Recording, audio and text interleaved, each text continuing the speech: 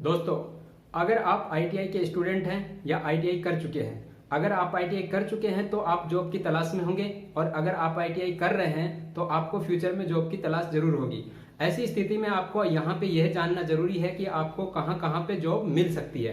देखिए, आप 3 सेक्टर में जॉब कर सकते हैं। गवर्नमेंट सेक्टर में जा सकते हैं, यानी कि गवर्नमेंट जो कंपनीज हैं उनके अंदर काम कर सकते हैं, या फिर गवर्नमेंट की जो सर्विसेज रहती हैं या पावर प्लांट्स हैं उनके अंदर काम कर सकते हैं, या फिर प्राइवेट सेक्टर में प्राइवेट सेक्टर की जो कंपनीज हैं उनके अंदर काम कर सकते हैं, या फिर अपना खुद का कोई बिजनेस कर सकते हैं। देखिए, अगर आपको गवर्नमेंट सेक्टर में जाना है तो उसके लिए आपको जो आईटीआई आप कर रहे हैं उसका जो नॉलेज है वो आपको बहुत अच्छे से होना चाहिए, क्योंकि उसके लिए आपको एक कंपटीशन फाइट करना पड़ेगा जो कि एग्जाम के थ्रू होता है। किसी किसी में आपको इंटरव्यू भी देना पड़ता है, तो उसके लिए आपका जो बेसिक नॉलेज है वो बहुत ही स्ट्रांग होना चाहिए, जिसके बेस पे आप कंपटीशन फाइट करके उस एग्जाम को क्रैक करके जो क्वालिफाई हो सकें। ठीक है, अगर प्राइवेट कंपनी में जाना है तो आपके पास डॉक्यूमेंटेशन सही होना चाहिए, और साथ में ही आपके पास स्किल भी होना चाहिए, जिस स्किल के बेस पे आपको कोई भी जॉब देगा। ठीक है, और अगर खुद का बिजनेस करना है तो आपको ये पता रहना चाहिए कि आपको कौन कौन से लीगल लाइसेंस लेने रहते हैं। जैसे कि मान लो इलेक्ट्रिशियन हो तो आपको वायरमैन का लाइसेंस लेना है, और साथ में आपका डिग्री रहेगा। उसके बेस पे आप वायरमैन या आईटीआई के बेस पे इलेक्ट्रिशियन का काम कर सकते हैं खुद के लिए। ठीक है, या कोई दुकान खोल सकते हैं, या फिर कोई बिजनेस कर सकते हैं।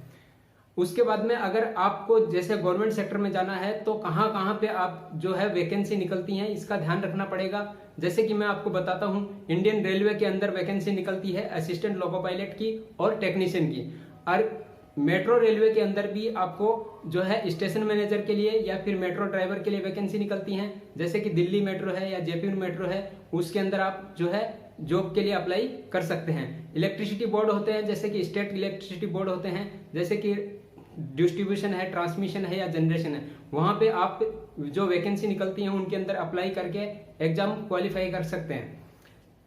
राजस्थान के अंदर कौन कौन सी जो कंपनीज हैं जो कि जनरेशन, डिस्ट्रीब्यूशन और ट्रांसमिशन के लिए काम करती हैं उनकी लिस्ट आप यहाँ पे देख सकते हैं।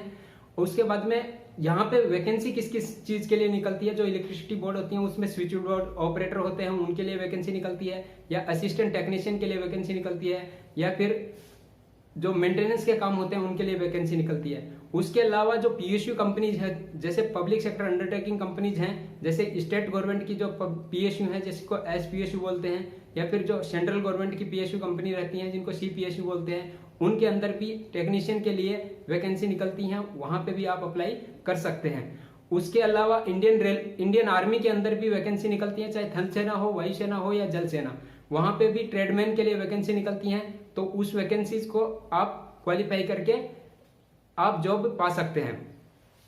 अगर मान लो आपको प्राइवेट कंपनी में जाना है तो प्राइवेट कंपनी में जाने के लिए आपको एक अच्छा सा रिज्यूम बनाना है, और रिज्यूम बनाने के बाद में कंपनी में किसी एचआर डिपार्टमेंट में सबमिट करना है, और जैसे ही आपको इंटरव्यू कॉल आए या फिर उस हिसाब से आप अपना इंटरव्यू देकर जो स्किल टेस्ट होता है वो स्किल टेस्ट देकर आप जो है कंपनी में काम कर सकते हैं। खुद का बिजनेस करना है तो खुद के बिजनेस के लिए आपको ये सीखना पड़ेगा अकाउंटिंग क्या होता है, या फिर जैसे लीगल लाइसेंस क्या क्या होते हैं वो सब आपको सीखना पड़ेगा। उसके बाद में आप एक स्किल डेवलप करके उस स्किल के बेस पे खुद का बिजनेस कर सकते हैं। तो इस तरीके से आईटीआई करने के बाद में आप जॉब हासिल कर सकते हैं।